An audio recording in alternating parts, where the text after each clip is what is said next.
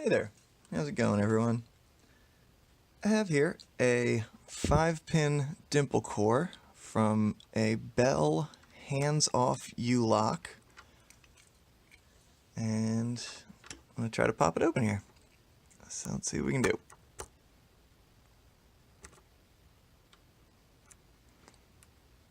Click out of 3, little click out of 5, little click out of 2,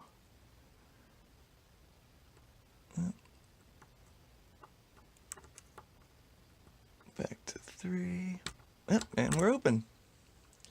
Alright, so this thing has a rotation limiter on it, so it'll only go to 90.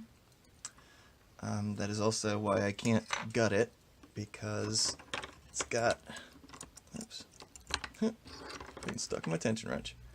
It's got this little pin here that limits the rotation to 90 degrees. That is the actuator. It actually just has a little metal rod that goes through there and holds the locking bar into place.